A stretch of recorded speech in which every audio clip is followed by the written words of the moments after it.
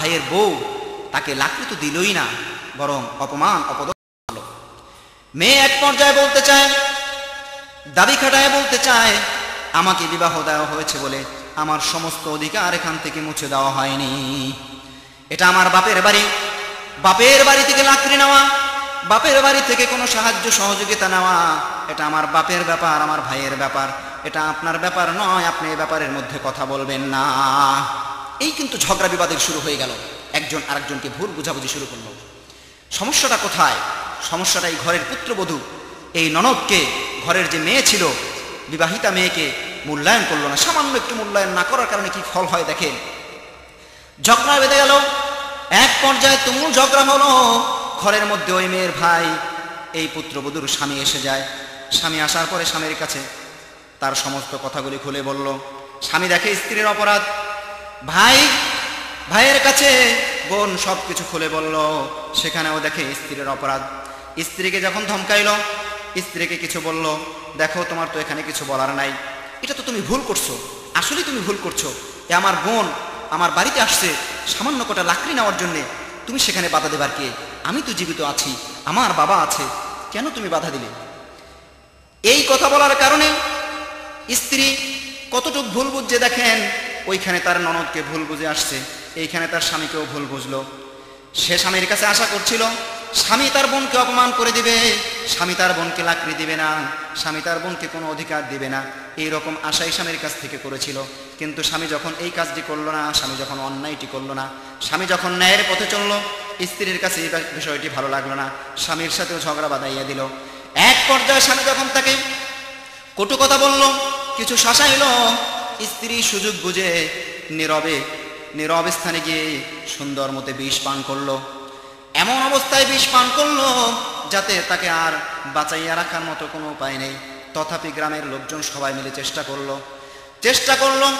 এক পর্যায়ে তাকে যখন মেডিকেলে নিয়ে যায়, মাদারীপুর মেডিকেল নিয়ে পৌঁছানোর আগেই মেডিকেলের গেটে বসে এসে ইন্তেকাল করলো। ইন্তেকাল করে এই দুনিয়া থেকে সে চলে গেল। এখন এই বিষয়টা আপনারা চিন্তা করে দেখেন যে এখানে অধিকারটা কতটুকু ছিল। তার ননদ এসেছে লাকড়ি নিতে, এই লাকড়ি নিতে আসার কারণে তার অর্থাৎ এই পুত্রবধূ কি বা ক্ষতি হয়েছিল, কতই বা ক্ষতি হয়েছিল। যদি সামান্য কিছু লাকড়ি তাকে দিয়ে দেওয়া হতো, হয়তো সে যে পরিমাণ চেয়েছিল সে পরিমাণ না দিয়ে যদি কম দেওয়া হতো, তথাপি তো এইরকম দুর্ঘটনা ঘটতো না। এখানে সমস্যাটা কোথায়? সমস্যা হলো একজন আরেকজনকে মূল্যায়ন করলো না, একজন আরেকজনকে বুঝতে চেষ্টা করলো না।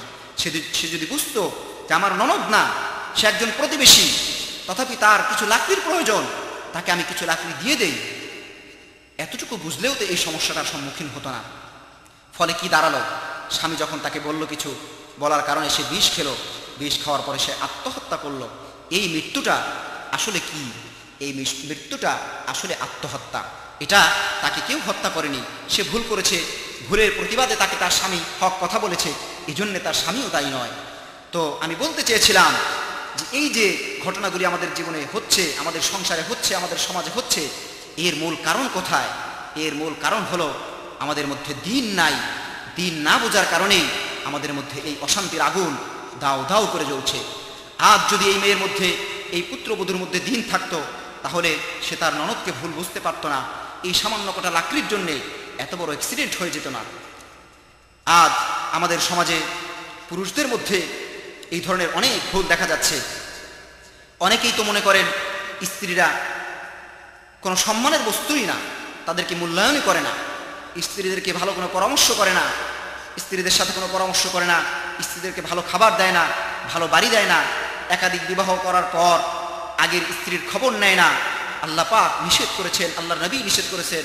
আল্লাহ পাক এখানে আল্লাহর নবী কত সুন্দর করে বলে দিয়ে গেছেন, কেউ যদি একাধিক স্ত্রীর মধ্যে সমতা অর্জন না করে, সমতা বজায় না রাখে, তাহলে কিয়ামতের দিন সে অর্ধ অঙ্গ হয়ে উঠবে, তার অঙ্গগুলি পরিপূর্ণ থাকবে না। হয়তো তার হাত থাকবে না, অথবা তার পাও থাকবে না, অথবা তার চোখ থাকবে না। এমনিভাবে অর্ধাঙ্গ হয়ে যখন কিয়ামতের মাঠে সে উঠবে, সমস্ত কিয়ামতের মাঠবাসী, সমস্ত হাসরবাসী তাকে দেখেই চিনতে পারবে যে এই লোক তার একাধিক স্ত্রীর মধ্যে সমতা বজায় রাখেনি। সুবহানাল্লাহ, আল্লাহ পাকের বিধান কত সুন্দর। আমার নবী তার স্ত্রীদের মধ্যে কত সুন্দর সমতা বজায় রেখেছিলেন। আমি সৌদি আরবে এর একটি উদাহরণ নিজে চোখে দেখে এসেছি। আমি যে এলাকায় ছিলাম এটার নাম হলো আল কাসিম। যারা সৌদিতে কাজ করেছেন তারা চিনবেন। আল কাসিমের মধ্যে ওনাইজা শহরের মধ্যে আমি কাজ করতাম। ওখানে এক ভদ্রলোক ছিল, তার নাম হলো মোহাম্মদ সুলাইমান আল ওয়াসিল। উনি 2টি বিবাহ করেছিলেন। এই 2টি বিবাহ করার পর উনি অ্যাক্সিডেন্ট করেন। ওনার দুটি স্ত্রীর একজনের 3জন সন্তান, আরেকজনের 1জন সন্তান আছে। তো কোনো স্ত্রী অ্যাক্সিডেন্টের পর উনি কিন্তু এমন অবস্থায় চলে গেছেন, চলাফেরার শক্তি রাখেন না, উনি হুইল চেয়ারের মাধ্যমেই চলেন। তো এমন একটা অবস্থা ওনার সৃষ্টি হয়েছে যাতে ওনার স্ত্রী থাকার কথা না, তথাপি কোনো স্ত্রী ওনাকে ছেড়ে যায়নি। আমরা তার এক খাদেমের মাধ্যমে এই কথাটা জানতে পেরেছি যে তার স্ত্রীদেরকে প্রশ্ন করা হয়েছিল যে তোমাদের স্বামী তো দুর্বল, তোমাদের স্বামী তো স্বামীর মর্যাদা বজায় রাখতে পারে না, স্বামীর অধিকার আদায় করতে পারে না, তোমরা এখনো কেন তার কাছে রয়েছ?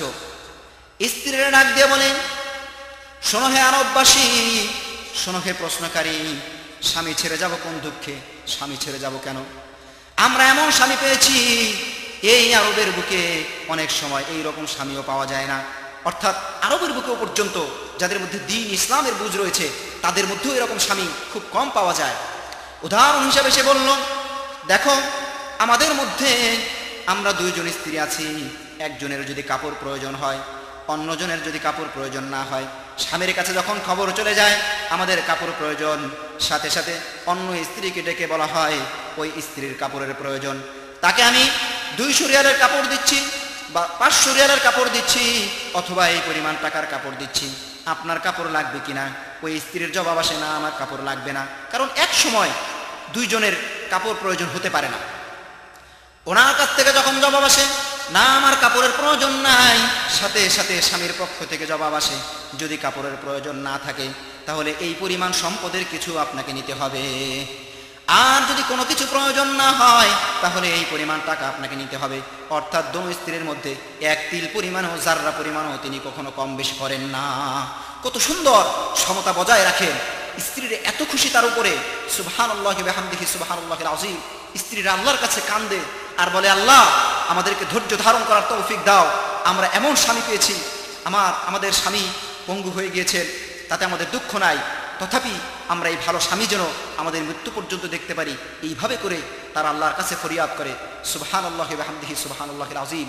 আজকে দিন কোথায়, আমরা কোথায়? কোরআন কোথায়, আমরা কোথায়? হাদিস কোথায়, আমরা কোথায়? এই লোকের যে অ্যাক্সিডেন্ট হয়েছে তার স্ত্রী তার সাথে থাকার কথা না, যদিও সে স্বামীর মর্যাদা বজায় রাখতে পারে না, তথাপি স্ত্রীর খেদমত তার প্রয়োজন। আর যদি স্ত্রীরা তাকে ছেড়ে চলে যেত তার কষ্টের সীমা থাকতো না। কারণ আরব বিশ্বে মেয়ে চাইলেই পাওয়া যায় না, খাদেম চাইলেই পাওয়া যায় না, আর মহিলাদের যে সমস্ত কাজ এগুলি নিজের স্ত্রী ছাড়া কাজ করানো খুব কঠিন ব্যাপার। এটা যারা আরবে আছেন তারা বুঝবেন। আমাদের দেশের অবস্থাটা কি আজকে, এই চিত্রটা তুলে না ধরলে আপনারা বুঝবেন না। আরব বিশ্বে এমন অবস্থার সৃষ্টি এখনো রয়েছে, এখন যে সৃষ্টি হয়েছে এখনো সে অবস্থাটা আছে যে বিবাহ করতে গেলে অন্তত পক্ষে 10,000 রিয়াল, অর্থাৎ আপনার বাংলাদেশের কমপক্ষে 1,60,000 থেকে 80,000 টাকা পর্যন্ত আপনাকে মেয়ের পক্ষকে মোহরানা দিয়ে তারপরেই বিবাহ করতে হয়। অর্থাৎ মেয়ের মূল্যায়ন সেখানে কত! সুবহানাল্লাহি ওয়া বিহামদিহি সুবহানাল্লাহিল আযীম। রাসূল করিম সাল্লাল্লাহু আলাইহি ওয়াসাল্লাম নারী সমাজকে সেই অন্ধকারের যুগ থেকে, অন্ধকারের কূপ থেকে, অন্ধকারের সাগর থেকে সুখের ঠিকানায় পৌঁছে দিয়ে গেছেন। নারীদেরকে রানীর আসনে পৌঁছে দিয়ে রাসূল করিম সাল্লাল্লাহু আলাইহি ওয়াসাল্লাম বলে দিয়েছেন, আজ আমি নারীদেরকে এমন পর্যায়ে পৌঁছে দিলাম, পৃথিবীর কোনো ধর্ম, কোনো দিন, কোনো কিতাবওয়ালা, কোনো নবীর উম্মত পর্যন্ত এইরকম সুখ শান্তি পায়নি। কোনো নবীর উম্মতের নারীরা পর্যন্ত এতদূর সুখ শান্তি অর্জন করতে পারেনি, এতদূর অধিকার পায়নি। আমি যে অধিকারে আজ নারীদেরকে পৌঁছে দিয়ে গেলাম। সুবহানাল্লাহি ওয়া বিহামদিহি সুবহানাল্লাহিল আযীম। এর বাস্তব উদাহরণ সৌদি আরবের বুকে এখনো দেখা যায়। এখন এই যে ছেলে বিবাহ করতে গেল, এটা আমি যে বললাম 10,000 রিয়াল, এটা নিম্ন পর্যায়ের মান, অর্থাৎ অবস্থা ভেদে 50,000 রিয়াল হতে পারে, 1,00,000 রিয়াল হতে পারে, যেটা আপনার বাংলাদেশের 18 লক্ষ টাকা। এইরকম পরিমাণ মহারণা নগদ দিয়ে তারপরে বিবাহ করতে হয়। আর আজকে আমরা কি করছি? আমাদের দাম্পত্য জীবনে, আমাদের সংসারে শান্তি কিভাবে আসবে? আমরা তো নারীকে মূল্যায়ন করিনি। নারীকে মূল্যায়নের নামে আমরা মূল্যায়নের নামে নারীর সাথে প্রতারণা করছি, নারীদেরকে আমরা মূল্যায়ন করছি না। এর বাস্তব একটি উদাহরণ দেওয়া যায় মোহরানার বিষয়। মোহরানা আজ আমাদের সমাজে লক্ষ লক্ষ টাকা ধরা হয়, অথচ অবস্থাভেদে দেখা যায় একটি পয়সাও মোহরানা দেওয়া হয় না। অবশ্য সবার বেলায় নয়, অনেক জায়গায় এই জিনিসটা দেখা যায়। স্বামী চালাকি করে, কৌশল অবলম্বন করে, স্ত্রীকে বলে, দেখো আমার তো টাকা পয়সা নেই, আমি তো নগদ টাকা দিতে পারতেছি না, এখন তুমি আমাকে মাফ করে দাও। স্ত্রী নিরুপায় হয়ে স্বামীকে মাফ করে দেয়। এই মাফ আল্লাহর দরবারে গ্রহণযোগ্য হবে না। আমার দিনের নবী বলেছেন, কেউ যদি মহারানা না দেয়, মহারানা যদি আদায় না করে, কিয়ামতের দিন সে জেনাকারের কাতারে দাঁড়াবে, কোনো সন্দেহ নাই। জেনাকারীরা অর্থাৎ যারা ব্যভিচার করেছে, যারা জেনা করেছে, তারা যেই কাতারে দাঁড়াবে। আর এই স্ত্রী হালাল স্ত্রীর সাথে সংসার করার পরেও সে জেনাকারের কাতারে দাঁড়াবে শুধু মহারানা না দেওয়ার কারণে। আমার ভাইরা, আমি আপনাদের কাছে আরজ করব, আমরা কেউ যেন জীবনে এই ভুলটি না করি। মহারানা কম ধরেন, আপনারা মোহরে ফাতিমি ধরেন। মোহরে ফাতিমি বর্তমানে এই মুহূর্তে আমি হিসাবটা বলতে পারছি না, তবে হিসাবটা এরকম হবে 30-35 হাজার টাকার মতো, বড় জোর 40 হাজার টাকা হবে, এর বেশি হবে না। তো মধ্যবিত্ত ফ্যামিলির মধ্যে 40 হাজার টাকা মহারানা দেওয়া এটা তেমন কোনো কষ্টের বিষয় নয়। এটা নিয়তের ব্যাপার, এটা আমলের ব্যাপার, এটা মনের ব্যাপার। অবস্থা ভেদে আরো কম মহারানা ধরা যেতে পারে। মহারানা ধরার ব্যাপারে ইসলাম যে বিষয়টা বেশি গুরুত্ব দিয়েছে সেটা হলো ছেলের আর্থিক অবস্থা। ছেলে হয়তো ভালো ঘরের, ভদ্র ঘরের সন্তান, কিন্তু নগদ টাকা তার কাছে নেই, নগদ টাকা কম আছে। তখন সেই ক্ষেত্রে যারা বিবাহ কার্য সম্পাদন করবে তারা এখানে মহারানা কম ধরবেন, এটা তাদের দায়িত্ব, যাতে করে এই ছেলে মহারানা নগদ দিয়ে দেয়। আর এই মহারানার মালিক একমাত্র স্ত্রী নিজেই, এর মধ্যে অন্য কারো কোনো মালিকানা চলবে না। এমনকি তার ভাইয়ের, তার বাপের, তার মায়ের পর্যন্ত মালিকানা চলবে না। এটার মালিক শুধু নিজে, স্বামী নিজেও কখনো এটা দাবি করতে পারবে না। এই টাকাটা নিয়ে সে তার নিজের ব্যক্তিগত কাজে লাগাবে, সে তার নিজের ব্যক্তিগতভাবে এই টাকার মালিক থাকবে। এটার মধ্যে আপনি কখনো কৌশল করেও এটা আদায় করতে পারবেন না। হ্যাঁ, সংসার করতে গেলে ছেলেপেলেদের অসুখ হয়, বাচ্চাদের অসুখ হয়, সংসারে বিভিন্ন সুবিধা অসুবিধার কাজ থাকে, সেখানে যদি স্ত্রী স্বেচ্ছায় খরচ করে সেটা তার ব্যক্তিগত ব্যাপার। আজকে মহারানা আদায় না করার কারণে আমাদের সমাজ থেকে শান্তি উঠে যাচ্ছে। আপনি রাসূল আকরাম সাল্লাল্লাহু আলাইহি ওয়াসাল্লাম যে বলেছেন যে জেনাকারের কাতারে দাঁড়াবে, এই কথাটা তার তাৎপর্য কত! এই কথাটা শুধু কিয়ামতের দিনের জন্যই প্রযোজ্য নয়, এই কথাটা পৃথিবীর জন্য প্রযোজ্য। আজ আপনি মহারানা সুন্দর করে আদায় না করার কারণে আপনার ঘরে রহমত বর্ষিত হতে পারছে না, রহমত আসতে পারতেছে না, রহমত আসার রাস্তাগুলি আপনি বন্ধ করে দিয়েছেন, যে কারণে আপনাদের স্বামী স্ত্রীর দাম্পত্য জীবন, আমাদের স্বামী স্ত্রীর দাম্পত্য জীবন সুখের হচ্ছে না। এই ভুলটি আমরা যারা করি, আমি সকলের কাছে আরজ করব, যারাই বিবাহ করবেন তারাই মহারানাটা আদায় করে দিবেন। কম ধরেন মহারানা, তথাপি নগদ আদায় করে দেন। এর মধ্যে বাকিও রাখবেন না, বাকির মধ্যেই শয়তানের অসওয়াসা বেশি আসে। বেচাকিনার মধ্যেও ইসলাম নির্ধারণ করে দিয়েছে, কেউ যদি বাকি বেচাকিনা করে এখানে শয়তানের ধোঁকা দেওয়ার সম্ভাবনা বেশি থাকে। ঠিক এমনিভাবে এটাও তো একটি লেনদেন, এই লেনদেনটিকে আপনি ছোট করে দেখবেন না। আপনার পরমপ্রিয় স্ত্রী, আপনি স্ত্রীকে ভালোবাসবেন, স্ত্রীকে নিয়ে ঘর সংসার করবেন, কিন্তু তার হক তাকে আদায় করে দেন। আপনি যদি আল্লাহর বিধান মানেন, আপনি যদি মহারানা আদায় করে দেন, আপনার স্ত্রীর ভালোবাসা আপনার জন্য অনেক অনেক গুণে বেড়ে যাবে। এটা আপনার জন্য রহমত হয়ে কাজ করবে। আল্লাহ আপনার সংসারে এর জন্য অনেক অনেক শান্তি বর্ষিত করবেন, এতে কোনো সন্দেহ নাই। আজ এই মহারানা সমস্যা একটি সমস্যা, যৌতুক সমস্যা তো বলেছি এটি একটি সমস্যা, মেয়ে দেখার সমস্যা এটিও একটি সমস্যা।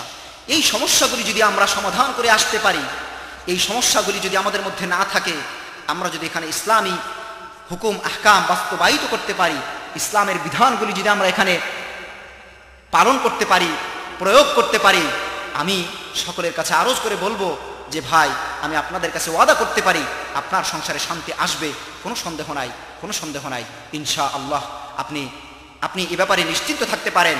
আপনি এইভাবে কার্যক্রম নেন, হাতে নেন। আমার এই কথাটা অন্তত আপনার আত্মীয় স্বজনের মধ্যে একটা বিবাহের বেলায় আপনি এই কথাগুলি পালন করেন, আপনি দেখেন ইনশাআল্লাহ আপনারা ফায়দামান হবেন, এতে কোনো সন্দেহ নাই। বলতে চেয়েছিলাম স্বামী স্ত্রীর উপরে জুলুম করার ব্যাপারে। স্বামী স্ত্রীর উপরে কেন জুলুম করে? স্বামী স্ত্রীর উপরে যে জুলুম করে, এই জুলুমটা আল্লাহ পাকের কাছে অত্যন্ত নাপছন্দনীয়। আল্লাহর কাছে অত্যন্ত অপছন্দনীয়, না পছন্দনীয় সেটা হলো স্বামী যে স্ত্রীর উপর জুলুম করবে। আল্লাহ রাসূল তো বলেছেন যে তোমাদের কি লজ্জা লাগে না, তোমাদের কি শরম লাগে না যে তোমরা দিনের বেলা স্ত্রীদেরকে মারো, স্ত্রীদেরকে প্রহার করো, স্ত্রীদের উপর জুলুম অত্যাচার করো, অথচ রাতের বেলায় তার শরণাপন্ন হও, তার কাছে যাও, তাকে গিয়ে ভালো ভালো কথা বলো। তোমাদের কি লজ্জা লাগে না? এক মুখে তোমরা দুই আচরণ কিভাবে করো। অর্থাৎ আমার দিনের নবী বলেছেন তোমরা স্ত্রীদের উপরে জুলুম করবে না, মারবে না, অত্যাচার করবে না। যদি তাকে শাসন করার প্রয়োজন পড়ে, ইসলাম শাসনের বিধান বলে দিয়ে গেছে। আপনার যদি জানা না থাকে, আপনি আপনার মহল্লার আলেমের কাছে চলে যান, মসজিদের ইমামের কাছে চলে যান। আজ আমাদের দেশে মুফতিয়ানে কেরামের অভাব নেই, তাদের টেলিফোন নাম্বার রাখেন। যে কোনো সমস্যায় আপনি তাদের সাথে যোগাযোগ করেন, যোগাযোগ করে আপনি তাদের সাথে আলোচনার ভিত্তিতে আপনার সংসার পরিচালনা করেন, আপনার সংসারে শান্তি আসতে বাধ্য। আজ সমাজে আমার ভাইয়েরা অনেকেই স্ত্রীদের উপর জুলুম অত্যাচার করেন। পাকিস্তানের একটি ঘটনা আমার মনে পড়ে গেল। বেশ কিছুদিন পূর্বে পাকিস্তানে একটি ঘটনা হয়েছিল। ঘটনাটা আমি জেনেছি বইয়ের মধ্য থেকে। ঘটনাটা আমার কাছে খুব হৃদয় বেদরক লেগেছে। এক লোক বিবাহ করেছে, তার স্ত্রীর চেহারা তেমন ভালো ছিল না, স্ত্রী তেমন সুন্দরীও ছিল না, শ্যামলা বরণের ছিল। স্ত্রীকে নিয়ে ঘর সংসার করতেছে। 1 বছর নয়, 2 বছর নয়, একে একে 10 থেকে 12টি বছর পর্যন্ত তার সাথে ঘর সংসার করলো। 10-12 বছর ঘর সংসার করার মধ্যে তাদের মধ্য থেকে 6টি সন্তান জন্ম লাভ করলো। 6টি সন্তান হওয়ার পর স্বামীর মাথায় কেমন যেন শয়তানি চেপে আসলো, স্বামী আর একটা বিবাহ করবে। স্ত্রীকে সে জুলুম অত্যাচার শুরু করে দিল। আমাদের সমাজে দেখবেন অনেক মানুষ যখন একটা কাজ করতে চায়, কাজটা যখন স্পষ্ট বলা না যায়, স্পষ্টভাবে প্রকাশ করা না যায়, তখন কৌশল অবলম্বন করে, তার সাথে খারাপ আচরণ শুরু করে দেয়, মাইর দেয়, বিভিন্ন রকম দুরাচার করে যাতে করে সে দূরে সরে যায়। স্ত্রীকে এইভাবে অত্যাচার নির্যাতন করতেছে। এক পর্যায়ে স্ত্রী তাকে ডেকে বলল, হে প্রাণের স্বামী আমার, 1 বছর নয়, 2 বছর নয়, 10 থেকে 12টি বছর পর্যন্ত তোমার সংসার করলাম। 10 থেকে 12টি বছর পর্যন্ত আমার জীবনের মূল্যবান সময়গুলি আমি তোমার জন্য দান করে দিলাম, তোমার খেদমতে থাকলাম। আজ তুমি আমার উপরে কেন নির্যাতন করতেছো আমি বুঝতে পারতেছি না। স্বামীর কাছে যখন অনুনয়ের সুরে, বিনয়ের সুরে এমনি ভাবে বলতেছে, স্বামী বেচারা নিরুপায় হয়ে বলে, দেখো তুমি আমার কাছ থেকে যদি ভালো ভালো চলে যাও, আমি তোমাকে আর জুলুম করব না, নির্যাতন করব না। কারণ আমি তোমাকে নিয়ে 1 বছর নয়, 2 বছর নয়, 10 বছর অতৃপ্তির ঘর সংসার করেছি, 10 বছর জ্বালার সংসার করেছি। আমি আর নির্যাতনের সংসার করতে চাই না। স্ত্রী যখন জানতে চায় কি সমস্যা হয়েছে আমার দ্বারা, কি ভুল হয়েছে আমার দ্বারা, স্বামী বলে, শোনো হে, তোমার চেহারা ভালো না, তোমার চেহারা ভালো না, তোমার গায়ের বর্ণ ভালো না, আমি তোমাকে এখন আর পছন্দ করি না। স্বামী এই কথা বলার পরে স্ত্রী তাকে বলে, হে প্রাণের স্বামী আমার, আমাকে যদি তোমার পছন্দ না হয়, আমাকে যদি তোমার পছন্দ নাই হয়েছিল, তাহলে তুমি আমাকে কেন বিবাহ করলে? আর যখন বিবাহ করেছিলে 1 দিন 2 দিনের মধ্যে, 1 সপ্তাহ 2 সপ্তাহের মধ্যে, 1 মাস 2 মাসের মধ্যে, যদি 6টি মাসের মধ্যে তুমি আমাকে ছেড়ে দিতে, আমার জীবনে এত বড় ক্ষতি হয়ে যেত না। আজ আমি 6টি সন্তানের মা হয়েছি। আমার জীবনের অতি মূল্যবান সময়গুলি আমি তোমার পিছনে ব্যয় করে দিয়েছি। এই 6টি সন্তান নিয়ে আমি কোথায় যাব, কার কাছে যাব? প্রাণের স্বামী আমার, তুমি যদি আর একটা বিবাহ করো, আমি তোমাকে বিবাহ করতে বাধা দিব না, আমি তোমার বিবাহের মধ্যে বন্ধন হয়ে দাঁড়াবো না, আমি তোমার কাটা হয়ে দাঁড়াবো না, আমি তোমার পথ পরিষ্কার করে দেব। তথাপি তুমি আমাকে তালাক দিও না, তালাক নামের এই ভয়ঙ্কর বস্তুর মধ্যে আমাকে ফেলে দিও না। এমনিভাবে বিভিন্নভাবে স্ত্রী স্বামীর কাছে অনুনয় বিনয় করছে। স্বামী তার কথায় কোনো পাত্তা দিচ্ছে না, স্বামী তাকে কোনো মূল্যায়ন করছে না। স্ত্রী বিভিন্নভাবে তাকে বুঝাইতে চাইল, কিন্তু স্বামীর সেই শয়তানি বুদ্ধি বড় করে দেখা দিল, এবং তার এই শয়তান যে তার মাথায় ঢুকেছে। আসলে আমি যে ব্যাপারটা বুঝাইতে চাইছি, অনেকে হয়তো ভুল বুঝতে পারেন যে দ্বিতীয় বিবাহ করা কি আসলে শয়তানি? না, দ্বিতীয় বিবাহ করার অধিকার ইসলাম আপনাকে দিয়েছে, কিন্তু কোথায়? আপনার যদি প্রথম স্ত্রীর থেকে আপনি যদি তৃপ্ত না হন, আপনার যদি অন্য কোনো সমস্যা থেকে বাচ্চা না হয়, বিভিন্ন রকম সমস্যা আছে। এই ধরনের ইসলামী যে সমস্যা, ইসলাম যে সমস্যাগুলিকে সমর্থন করে, যদি এই রকম সমস্যা আপনার স্ত্রীর মাধ্যমে হয়, তখন ইসলাম আপনাকে আরেকটি বিবাহ করার অনুমতি দিয়েছে। কিন্তু স্ত্রীর চেহারা সুন্দর না হওয়ার কারণে, স্ত্রী গায়ের বর্ণ সুন্দর না হওয়ার কারণে আপনি যে আরেকটা বিবাহ করবেন, এই অধিকার ইসলাম আপনাকে দেয়নি। হ্যাঁ, তথাপি আপনি বিবাহ করতে পারেন, কিন্তু আগের স্ত্রীকে আপনি অবমূল্যায়ন করতে পারবেন না। তার মতামতের ভিত্তিতে, তার মত বিবাহের জন্য জরুরি না, তথাপি তার থেকে আলাপ আলোচনার ভিত্তিতে শান্তি বজায় রাখার জন্যে তার সাথে আলাপ আলোচনা করে শান্তিপূর্ণভাবে আপনি আরেকটা বিবাহ করেন, সেখানে দুই স্ত্রীর মধ্যে সমতা বজায় রাখার ব্যাপারে ইসলাম কঠোর হুকুম দিয়েছে। আমার নবী, আমি পূর্বেও বলেছি, আবার নবী বলেছেন, যদি দুই স্ত্রীর মধ্যে বা একাধিক স্ত্রীর মধ্যে সমতা বজায় না রাখে, তাহলে কিয়ামতের দিন সে অর্ধাঙ্গ হয়ে উঠবে, সে পরিপূর্ণ মানুষ হিসেবে কিয়ামতের দিন পরিচয় দিতে পারবে না। এটা তার জন্য শাস্তি, এটা তার জন্য ভয়ঙ্কর একটা পরিণতি।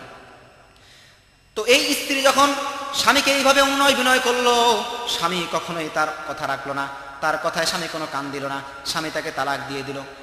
স্ত্রীকে যখন তালাক দিল, স্ত্রীটি শয়ে শয়েটি সন্তান নিয়ে তার ঘর থেকে যখন বের হয়ে যায়, আসমানের দিকে তাকায় আর বলে, হে রে আসমান, তুমি সাক্ষী থাকো, হে আসমানের মালিক, হে আমার পালন কর্তা, হে রাব্বুল আলামিন, আমি তোমাকে অনুনয় বিনয় করে বলছি, তুমি আমাকে সৃষ্টি করেছো, তুমি আমার লালনকারী, তুমি আমার পালনকারী, তুমি সমগ্র বিশ্বের লালন পালনকারী, তোমার কাছে আমি বিচার দিচ্ছি, তুমি কখনো জুলুম করো না, তুমি কারোর উপরে অবিচার করো না। আমার উপরে আমার স্বামী যদি অবিচার করে থাকে, আমার উপরে আমার স্বামী যদি নির্যাতন করে থাকে, আমার উপরে আমার স্বামী যদি জুলুম করে থাকে, তোমার উপরে আমি বিচার দিয়ে গেলাম, তোমার কাছে বিচার দিয়ে গেলাম, এই বিচারে যেন কোনো ভুল না হয়, তুমি আমাকে পরিপূর্ণ বিচার দিয়ে দিও, কারণ আমি জানি তুমি কারোর উপরে জুলুম করো না। আমার দিনের নবী বলেছেন, আয-যুলমু যুলমাতুন ইয়াওমাল কিয়ামাহ, জুলুম কিয়ামতের দিন